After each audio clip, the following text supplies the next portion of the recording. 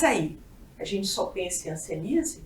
Claro, a gente tem que pensar em hanseníase no Brasil, a gente tem que pensar em hanseníase na região norte, mas também existem os diferenciais e a gente tem que saber muito bem. Dar um diagnóstico de hanseníase não é agradável para o paciente, não é uma coisa fácil, então você tem que estar certeza de que aquilo é uma hanseníase mesmo, né? Então, muitas vezes, a gente tem uma indefinição por causa da cor da pele, né? O indivíduo de uma cor mais escura, a gente não vai conseguir, muitas vezes, ver a lesão que é avermelhada, apenas se a lesão foi esbranquiçada. A lesão de face também, porque a face é uma área tão irrigada por nervos que a diminuição da sensibilidade ela demora muito para aparecer. Tem gente que tem queda da sobrancelha e não é por hanseníase, é por outros problemas que podem ocorrer. Se o indivíduo está com coceira no corpo, tem uma mancha de hanseníase, pegou uma escabiose também, fica difícil de definir. Então, primeiro você tem que tratar o processo que coça, para depois você examinar o paciente outras vezes. Tem também os chamados artefatos, tem gente agora, né? Muita gente faz tatuagem, e a hanseníase pode estar por baixo da tatuagem, e isso dificulta o diagnóstico. Ele pode ter doenças associadas, ele pode ser um diabético e fazer a úlcera plantar por causa do diabetes, né? Ele tem gente que trabalha muito na agricultura e o nervo vai ser mais espessado mesmo. Existem doenças neurológicas da coluna que faz com que ele tenha alteração de sensibilidade de mãos e pés, né? E também pode ter erro de baciloscopia. Então tem uma série de coisas que você tem que raciocinar e tentar levar em conta. Se é uma área de baixa prevalência, por exemplo, se eu estiver no Rio Grande do Sul, claro que eu vou pensar menos, porque lá a hanseníase é mais controlada. Mas se eu estou na região centro-oeste, se eu estou na região norte, eu vou ter um aumento do diagnóstico da hanseníase. Então, eu tenho que pensar na hanseníase. Então, o primeiro passo para diagnosticar é pensar na hanseníase. Então, se eu tenho uma hanseníase indeterminada, esse paciente com essa mancha no rosto aqui, lembre, é a hanseníase indeterminada, é a forma inicial da hanseníase. Com o que eu posso diferenciar? Posso diferenciar das criancinhas alérgicas, né? Então, existe uma gama de crianças que vêm no ambulatório com essas manchinhas brancas no rosto, no corpo, no braço, que alguém já até falou para a mãe que isso é mancha de verme. Não, isso não é mancha de verme, né? Isso não é hanseníase, isso é um quadro cutâneo de alergia, que a criança se coça terrivelmente, ela se coça até dormindo, que é chamada de dermatite atópica. Então vamos lembrar, lesões extensas desse jeito que coçam, isso não é hanseníase. Hanseníase não coça. Isso aqui é um quadro infantil de dermatite atópica. Outra coisa que nós temos que diferenciar é o pano branco, né?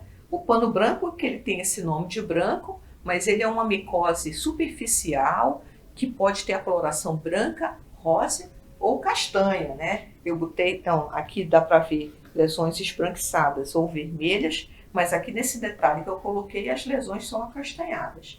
Então, também nesse caso, o indivíduo não tem alteração de sensibilidade nenhuma, ele pode até coçar quando ele sua muito, e se você esticar a pele desse paciente, vai aparecer um fuar, vai aparecer uma descamação, que é a atividade da micose, né? Então, o pano branco ele é fácil de diferenciar da hanseníase. Outra doença que a gente teria que diferenciar é o vitiligo. Mas no vitiligo, vocês vão ver que a cor é muito branca, né? Parece uma tinta de parede. Não é hipocrômica, como na hanseníase indeterminada. Não, o vitiligo ele é uma doença por ausência de cor, né? E se você fizer também o teste de sensibilidade aqui, a sensibilidade está totalmente normal, né? Então é fácil de diagnosticar. Faça a sensibilidade térmica dolorosa, você vai ver que o indivíduo sente normal, é uma alteração da cor só. Existe também, muito comum em áreas quentes e úmidas, como a região norte, uma doença chamada de, uma apresentação clínica chamada de hipomelanose macular progressiva. Hipomelanose, porque a cor está diminuída. Hipo. Macular é porque ela é mancha, ela não tem nenhum relevo, ela não parece uma impinge, ela não parece um pano branco, ela não parece um MHT. E progressiva porque ela pode aumentar. Isso é encontrado muito na nossa região, né? Então o indivíduo fica no abdômen, no tórax posterior, com incontáveis manchinhas esbranquiçadas. Mas essas manchinhas, elas não têm sintomatologia nenhuma. Você faz todos os testes de sensibilidade e não há nenhum comprometimento da sensibilidade. Já na hanseníase tuberculoide, né, que é a hanseníase tuberculoide, nós temos alguns diferenciais importantes. Aqui, essa placa, né, que o centro é atrofiado, que nem na hanseníase tuberculoide, é um líquen plano, que são essas placas ou pápulas violáceas que coçam terrivelmente. Então aí tá fácil. Coçou muito, não é hanseníase, né? Aí eu falo assim desse fenômeno de Koebner, é porque geralmente se você pega essa lesão e faz um traçado, puxa com bem força, você vai fazer surgir uma lesão similar a essa lesão inicial. Então ela coça, não é hanseníase. Existe também uma doença genética, né, que é a esclerose tuberosa, é uma doença rara, ainda bem, né, que a criança pode apresentar essas placas em face. Placa em face, mancha branca no corpo, mas assim, a mãe vai dizer que ela tem isso desde o nascimento, ou logo depois do nascimento, e se você vai ver a sensibilidade, ela está totalmente normal. E algumas crianças, elas apresentam um déficit intelectual, um atraso mental. E a mais comum mesmo é a impinge, ou tinea, ou dermatofitose, né? A micose da pele. Vocês veem nesse paciente, olha aqui, nessa área toda da barba dele, ele tem essa placa, mas ele vai coçar terrivelmente. Então, coçou, não é hanseníase. Você pode fazer o teste de sensibilidade e vai estar tudo normal. Outro diferencial poderia ser a psoríase, né, que são essas placas com essas manchas esbranquiçadas, né? A gente diz até que são em forma de vela. Parece que uma vela pingou, você consegue destacar a casquinha da psoríase. E não coça também, gente, e a sensibilidade vai estar normal. O granuloma anular, que é uma alteração do elástico da pele, também ele lembra muito a forma tuberculose, ele lembra muito até aquele líquen que eu mostrei para vocês inicial, mas aqui também a sensibilidade vai estar totalmente normal. Esse é um caso muito interessante, né? Então tem essa placa, que a borda é alta, mas assim parece até uma feridinha, né? E isso aqui é um câncer de pele, né? Um carcinoma basocelular, que também não tem alteração de sensibilidade. Também no rosto ou no pavilhão auricular, a gente tem que ter cuidado com essas placas vermelhinhas, que pode ser um sinal de lúpus eritematoso. Mas o lúpus eritematoso também ele tem outras apresentações clínicas e não tem alteração de sensibilidade. Já na hanseníase dimorfa, ou na forma borderline, né? Então, esse aqui é uma hanseníase dimorfa, olha a placa imensa, que essa borda de cima a gente nem consegue ver direito, né?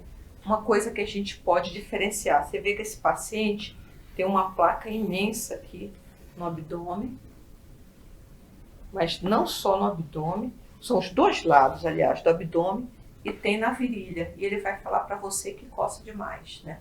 Então aqui a gente está frente a uma tinea, uma impinge também, que pelo seu tamanho pode fazer um diferencial com a forma borderline. Um diferencial importante é assim, você vê que esse paciente tem essas placas escuras que o centro é mais claro.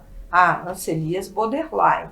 Mas se você for fazer a sensibilidade nesse paciente, vai estar totalmente normal. E uma coisa que você pode ver, se você olhar aqui para esse início do calção do paciente, onde está perto do calção, que era onde era protegido do calor do sol, ele não tem mancha nenhuma. Se tirar a camisa também ele não tem mancha nenhuma. Esse paciente, ele era um alcoolista e isso aqui é uma pelagra, né? Que é uma alteração das vitaminas do complexo B. E a sensibilidade, ela está totalmente normal.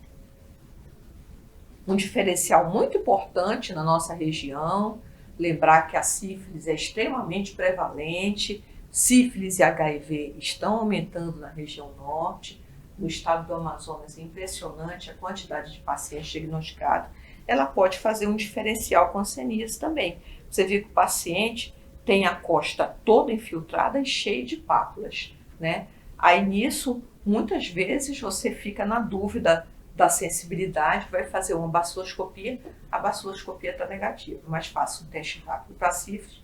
Aliás, a nossa rotina, agora na Fundação Alfredo da Mata, por esse número aumentado de sífilis no estado, paciente com infiltração, mesmo a baciloscopia dele deu positiva, a gente está fazendo o teste rápido para sífilis. Eu acho que é o mais prudente, é o indicado fazer. Só que na sífilis, o paciente vai ter também lesões, pápulas em mãos e pés. Então, já é um indicativo do diferencial que você tem que fazer. Então, tá aqui. O paciente é cheio de pápula no corpo, mas você olha as mãos e os pés também apresentam lesões. Sífilis secundária. Existe também outras lesões que podem aparecer como pitiríase versicolor ou placas de hanseníase, que é a pitiríase rósea de Gibet. A pitiríase rósea, ela é um quadro que a gente vê mais no período de chuva, né? Ela pode não ter sintoma nenhum, o paciente não sente nenhuma coceira, ou pode vir para a consulta desesperado com coceira. Mas a sensibilidade aqui vai estar totalmente normal, tá? Então, é um quadro que, em geral, você vai encontrar no período desses 6 primeiros meses chuvosos da região. A pitiríase de Gibet também ela se caracteriza por ter uma lesão mãe, que é a primeira que aparece, depois vem as menores. O paciente fala para você, primeiro apareceu essa, doutor. Aí depois vem um monte de impingezinha. Eles sempre acham que é impinge, que é tinea, né, que é micose. Sempre tem a lesão mãe, que é a lesão em medalhão, e vem as lesões menores. E não tem alteração de sensibilidade. E, finalmente, para a hanseníase vichoviana, né? Vocês lembram que eu já mostrei esse paciente para vocês, com inúmeros rancenomas, que são ricos na baciloscopia. E o que pode diferenciar na hanseníase vichoviana? Tem uma doença genética, né, que é a neurofibromatose, né, que apresenta nódulos, incontáveis nódulos, e essas manchas, as famosas manchas café com leite. Mas assim, esses nódulos desse paciente, no paciente de hanseníase vichoviana, você toca, são nódulos consistentes, são nódulos duros. Na neurofibromatose, você toca e o seu dedo vai afundar, como se tivesse um anel de hérnia, tá? E ele vai ter essas manchas café com leite, a baciloscopia é negativa, a sensibilidade está normal. Também uma alergia a algum remédio, alergia a algum anti-inflamatório, alergia de pirona, o paciente pode apresentar várias placas, mas ele vai ter essa história do uso do remédio, ele vai ter coceira, ele vai ter dor, ele vai ter ardor. Ele não tem alteração de sensibilidade, ele tem dor, ardor e coceira. E sempre vai relacionar com um remédio, é um caso grave, né, que tem que ser bem atendido. E no pavilhão auricular, né, que a gente tem que prestar atenção na hanseníase, né? Então vocês notam que esses são 2 pacientes de hanseníase. Esse aqui ele tem uma área vermelha no pavilhão auricular e o nervo está espessado, né? A gente até chama de lesão em raquete, parece raquete de tênis, né? E esse outro aqui, ele já está fazendo os nódulos, né? Que são os rancenomas. Mas tem coisa para diferenciar aí. Por exemplo, essa paciente só estava vermelho a área do brinco, o lóbulo. Então tá aqui uma dermatite de contato. E esse outro paciente aqui, ele tinha uma área vermelha e o lóbulo estava totalmente normal, baciloscopia negativa. Isso aqui é uma condrite, né? Você pode encontrar isso muito em lutador de jiu-jitsu, né? Porque antes de ficar com aquela orelha deformada, ele vai ter um processo inflamatório. Aí quando cicatriza que a orelha vai deformando. Então aqui também é uma condrite, né? Que pode ser em lutador de jiu-jitsu ou em qualquer outra inflamação. Ele vai fazer a área vermelha, geralmente com uma feridinha. O lóbulo está normal, você faz a baciloscopia, está negativa. Ele não tem outros sintomas de hanseníase. E tem também na gota, que é uma doença reumatológica, você pode ter nódulos do tofo gotoso no pavilhão auricular. Existe também na região norte uma doença chamada de micose de Jorge Lobo, né, que ele dá essas lesões, né, que lembram muito o rancinoma da hanseníase, mas não é. São lesões duras ou às vezes elásticas, né, que são fontes de fungos aqui no pavilhão auricular e aqui no cotovelo. Também pode um diferencial para a hanseníase vichoviana são as doenças dos lipídios, né? Tem pessoas que têm tendência de ter alteração genética do colesterol, do triglicerídeo e fazem as xantomatoses, né?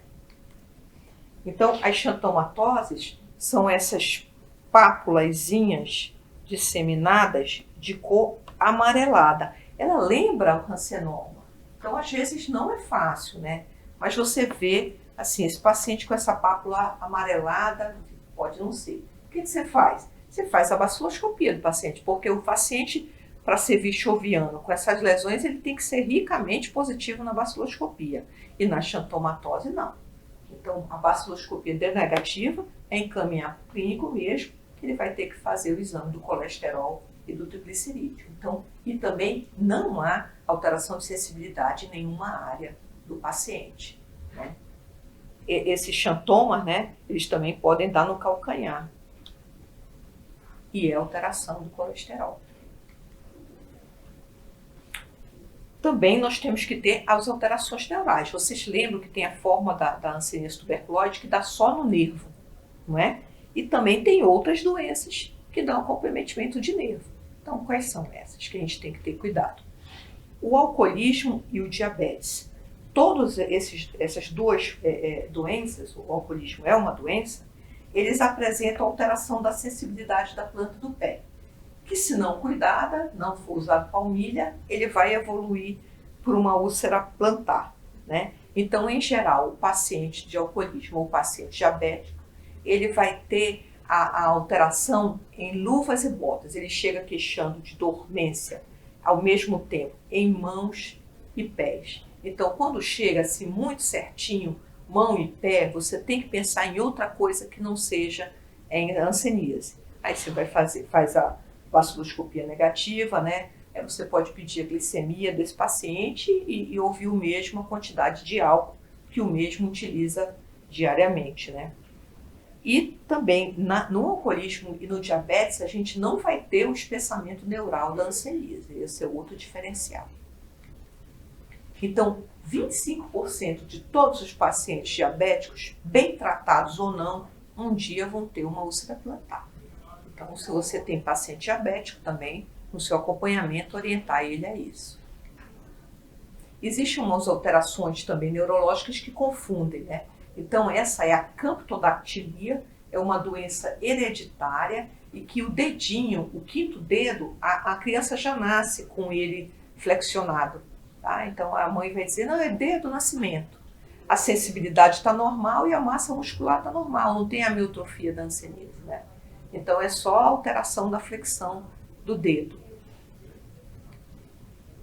A doença de Dupuytren, ela já é uma doença assim, com uma causa não muito bem definida e que tem contratura da aponeurose da mão. É como se a mão encolhesse um pouco, e principalmente esse quinto dedo.